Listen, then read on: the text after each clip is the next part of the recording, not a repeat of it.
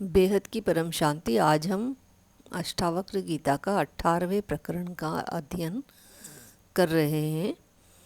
यस्य बोधोदये तावत् स्वप्नवत् भवति भ्रमः तस्मै सुखे करूपाय नमः शांताय तेजसे।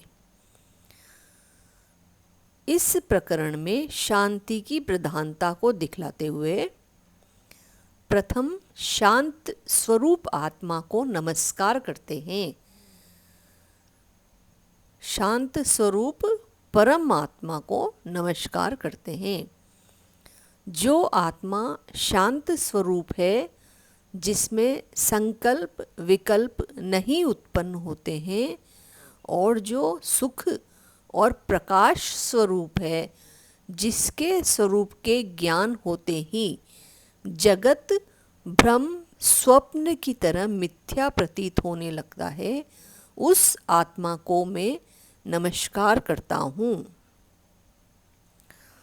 दूसरा श्लोक, अर्जयित्वा अखिलान अर्थान भोगान आपनोति पुष्कलान न ही सर्व परित्यागम अंतरेण सुखी भवेत्।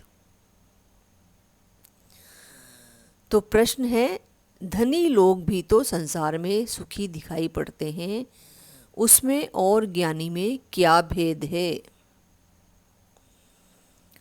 तो उत्तर है, अष्टावक्र जी कहते हैं कि हे जनक, धनी लोग स्त्री पुत्र धन अर्थों को संग्रह करके उनको भोगते हैं और उनके नाश होने पर अत्यंत दुखी होते हैं।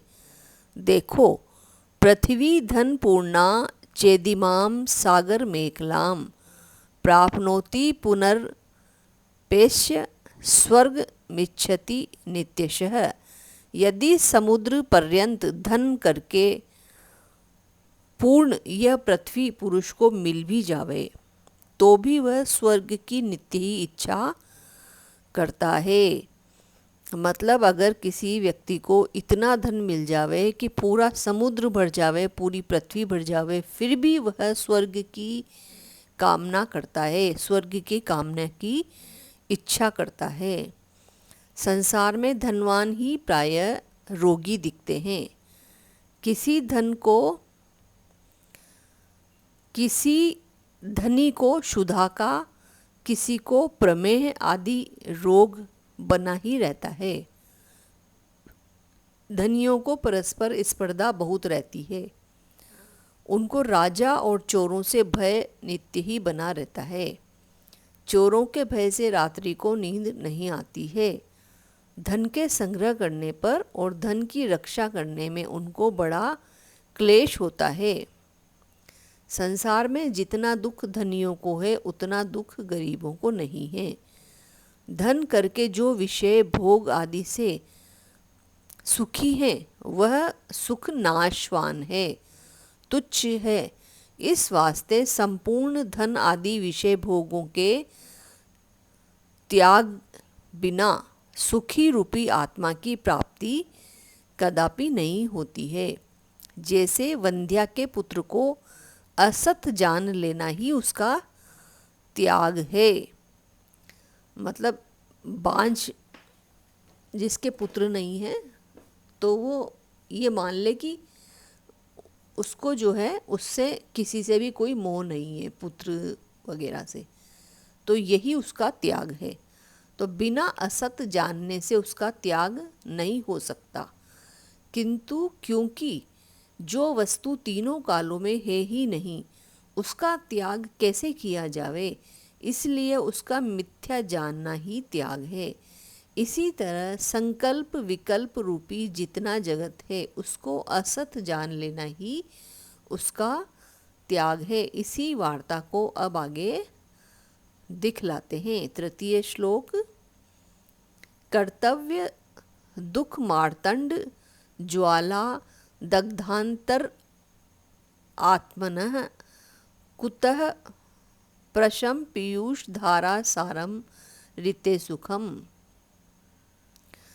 कर्तव्य रूपी जितने धर्म हैं, उनसे जन्मा जो दुख है वही एक सूर्य की तत्परता, सूर्य की तप्त रूपी अग्नि है।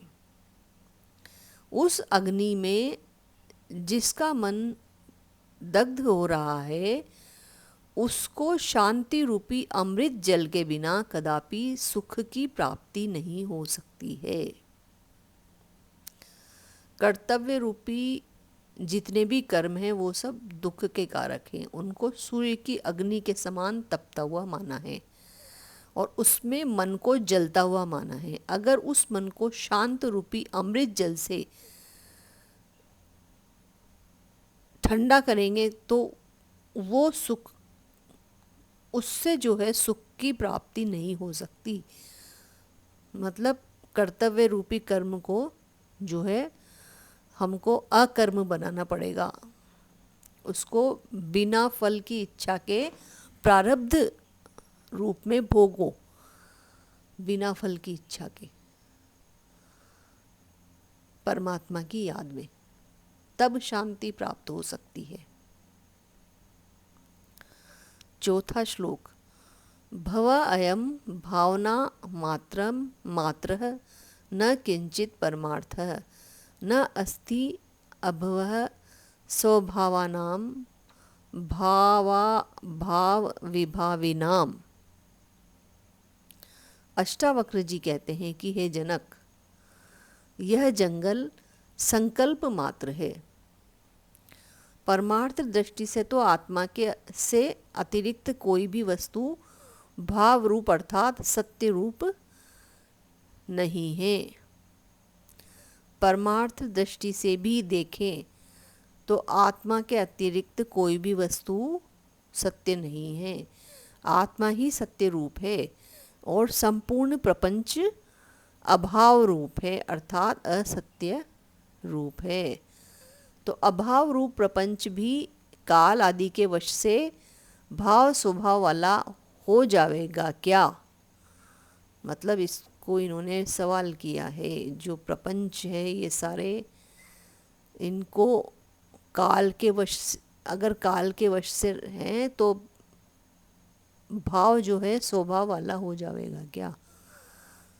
तो उत्तर दे रहे हैं अष्टावक्र जी कि भाव रूप और अभाव रूप में स्थित स्वभावों का अभाव रूप कदापि नहीं हो सकता।